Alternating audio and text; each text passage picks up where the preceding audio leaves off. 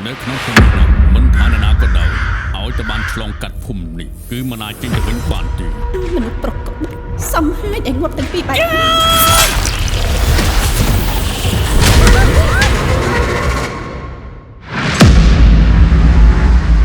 ះមកត្រឡប់មកវិញហើយមកម្ដងនេះណាពិតជាការសាហាវ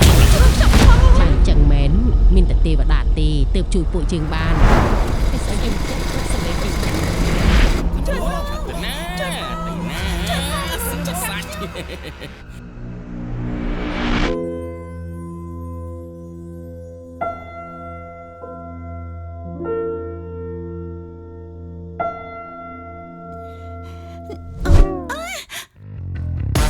ឯងក៏ប្រហឿនម៉េះហ៊ានមកអោបកូនក៏មកមាញ់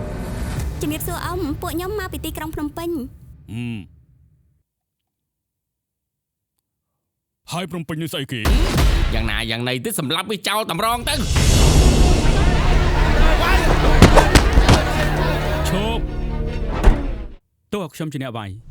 មិនលឺថាតឲ្យវា3ដៃតែយើងវាយតែម្ដាយទេវើ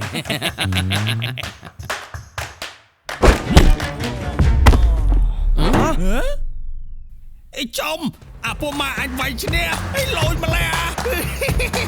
ហើយមិនធ្វើអីបានឈ្នះគេវ៉ាវមានកន្លែងរូបសម្លាប់មួយហៅថាជាបងកន្លែងនឹងកាយសាហាវមិនត្រឹមតែឲ្យការគោរពលើកដៃសំពះនោះសូម្បីតែធ្វើការដង្វាយសែក៏ទាមទារសាច់ស្រស់ឈាមស្រស់ដែរជាពិសេសរបស់មានជីវិតពួកឯងអាចចេញទៅបានបើពួកឯងចង់សរុបទៅ for me I don't know ទោះបីមានរឿងអីកើតឡើងក៏ខ្ញុំមិនទៅណាចោលអ៊ំមេភូមិដែរតោះអ៊ំឯងនៅស្ដាយទៅណោះអីអ៊ំឯងស្ដាយបានបញ្ចុះសពអ៊ំឯងនឹងមែនតោះខ្ញុំទៅខ្ញុំអត់នៅទេងាប់អាណាថាចោលថាទៅ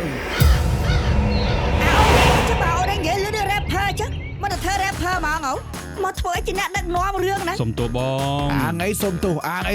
ត់មានដំណោះស្រាយអីផ្សេងចុះជិះទៅរាប់ការងារធំដូចបងមិនយោថ្ងៃបងម្នាក់ឯងចាំគោ50ក្បាលមើលមុខនេះឡើងដូចគោនេះ